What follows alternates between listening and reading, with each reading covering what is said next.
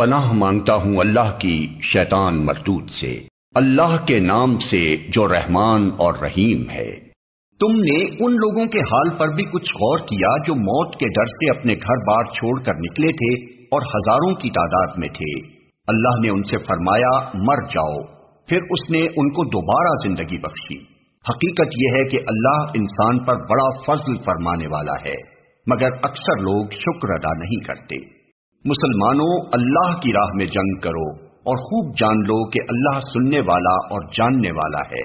تم میں کون ہے جو اللہ کو قرض حسن دے تاکہ اللہ اسے کئی گنا بڑھا چڑھا کر واپس کرے؟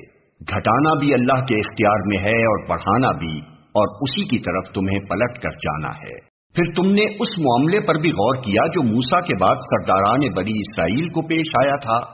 انہوں نے اپنے نبی سے کہا ہمارے لیے ایک بادشاہ مقرر کر دو تاکہ ہم اللہ کی راہ میں جنگ کریں۔ نبی نے پوچھا کہیں ایسا تو نہ ہوگا کہ تم کو لڑائی کا حکم دیا جائے اور پھر تم نہ لڑو؟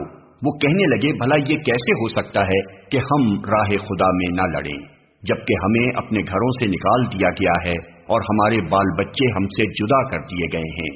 مگر جب ان کو جنگ کا حکم دیا گیا تو ایک قلیل تعداد کے سوا وہ سب پیٹھ موڑ گئے، اور اللہ ان میں سے ایک ایک ظالم کو جانتا ہے۔ ان کے نبی نے ان سے کہا کہ اللہ نے طالوت کو تمہارے لیے بادشاہ مقرر کیا ہے۔ یہ سن کر وہ بولے ہم پر بادشاہ بننے کا وہ کیسے حقدار ہو گیا؟ اس کے مقابلے میں بادشاہی کے ہم زیادہ مستحق ہیں، وہ تو کوئی بڑا مالدار آدمی نہیں ہے۔ نبی نے جواب دیا اللہ نے تمہارے مقابلے میں اسی کو منتخب کیا ہے اور اس کو دماغی اور جسمانی دونوں قسم کی اہلیتیں فراوانی کے ساتھ عطا فرمائی ہیں، اور اللہ کو اختیار ہے کہ اپنا ملک جسے چاہے دے۔ اللہ بڑی وسعت رکھتا ہے اور سب کچھ اس کے علم میں ہے۔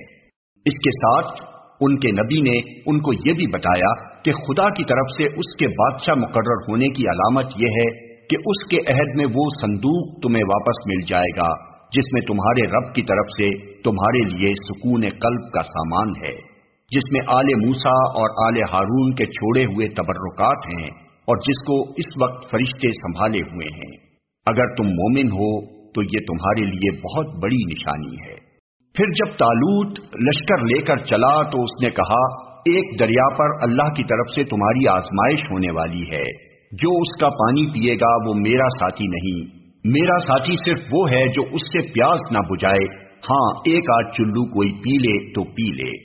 مگر ایک گروہ قلیل کے سوا وہ سب اس دریا سے سیراب ہوئے۔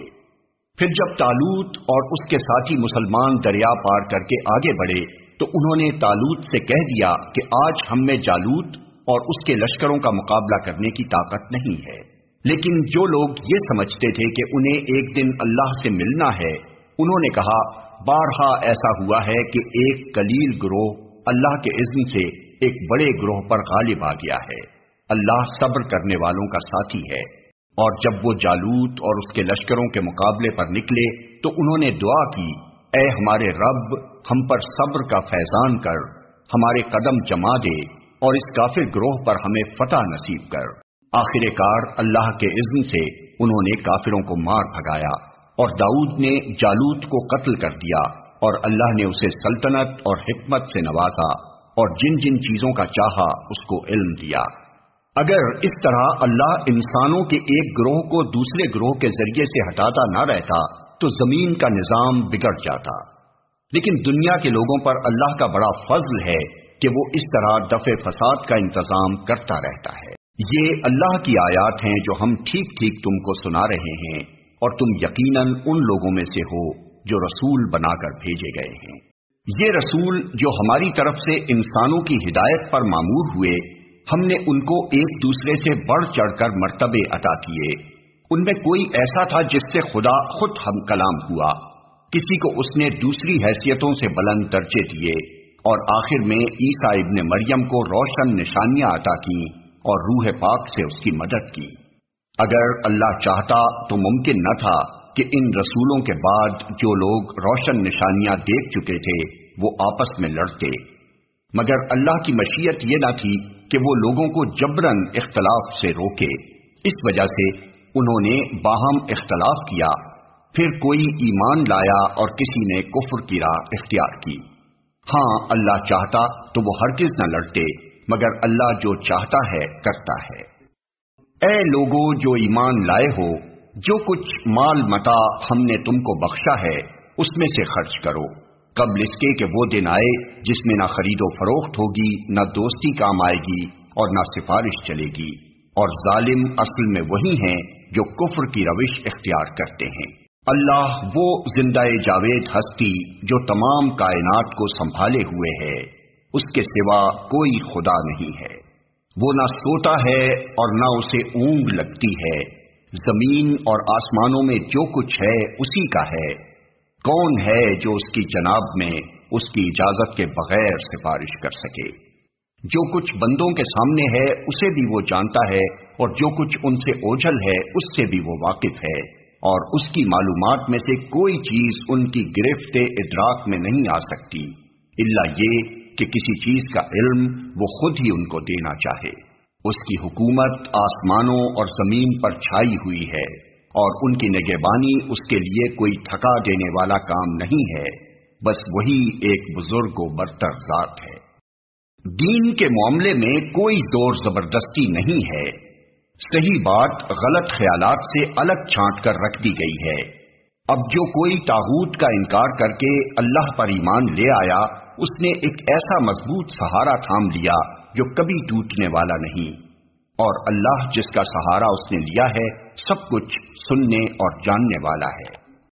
جو لوگ ایمان لاتے ہیں ان کا حامی و مددگار اللہ ہے، اور وہ ان کو تاریکیوں سے روشنی میں نکال لاتا ہے، اور جو لوگ کفر کی راہ اختیار کرتے ہیں ان کے حامی و مددگار طاغوت ہیں، اور وہ انہیں روشنی سے تاریکیوں کی طرف کھینچ لے جاتے ہیں۔ یہ آگ میں جانے والے لوگ ہیں جہاں یہ ہمیشہ رہیں گے۔ کیا تم نے اس شخص کے حال پر غور نہیں کیا جس نے ابراہیم سے جھگڑا کیا تھا؟ جھگڑا اس بات پر کہ ابراہیم کا رب کون ہے، اور اس بنا پر کہ اس شخص کو اللہ نے حکومت دے رکھی تھی۔ جب ابراہیم نے کہا میرا رب وہ ہے جس کے اختیار میں زندگی اور موت ہے، تو اس نے جواب دیا زندگی اور موت میرے اختیار میں ہے۔ ابراہیم نے کہا اچھا اللہ سورج کو مشرق سے نکالتا ہے، تو ذرا اسے مغرب سے نکال لا۔ یہ سن کر وہ منکر حق ششدر رہ گیا، مگر اللہ ظالموں کو راہ راست نہیں دکھایا کرتا۔ یا پھر مثال کے طور پر اس شخص کو دیکھو جس کا گزر ایک ایسی بستی پر ہوا جو اپنی چھتوں پر اوندھی گری پڑی تھی۔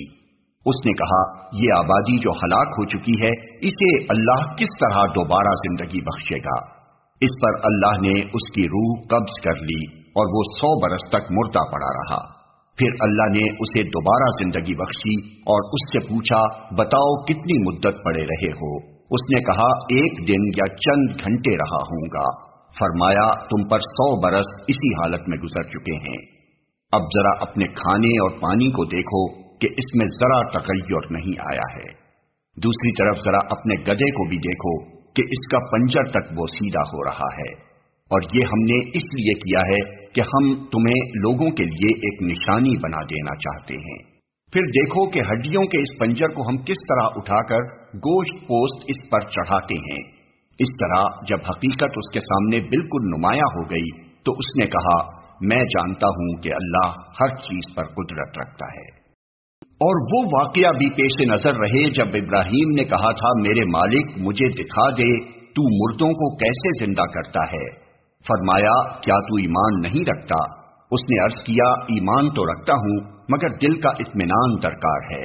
فرمایا اچھا تو 4 پرندے لے اور ان کو اپنے سے مانوس کر لے، پھر ان کا ایک ایک جز ایک ایک پہاڑ پر رکھ دے، پھر ان کو پکار، وہ تیرے پاس دوڑے چلے آئیں گے۔ خوب جان لے کہ اللہ نہایت با اقتدار اور حکیم ہے۔ جو لوگ اپنے مال اللہ کی راہ میں صرف کرتے ہیں ان کے خرچ کی مثال ایسی ہے جیسے ایک دانہ بویا جائے اور اس میں سے 7 بالیں نکلیں اور ہر بال میں 100 دانے ہوں۔ اسی طرح اللہ جس کے عمل کو چاہتا ہے افزونی عطا فرماتا ہے، وہ فراخ دست بھی ہے اور علیم بھی۔ جو لوگ اپنے مال اللہ کی راہ میں خرچ کرتے ہیں اور خرچ کر کے پھر احسان نہیں جتاتے نہ دکھ دیتے ہیں، ان کا اجر ان کے رب کے پاس ہے، اور ان کے لیے کسی رنج اور خوف کا موقع نہیں۔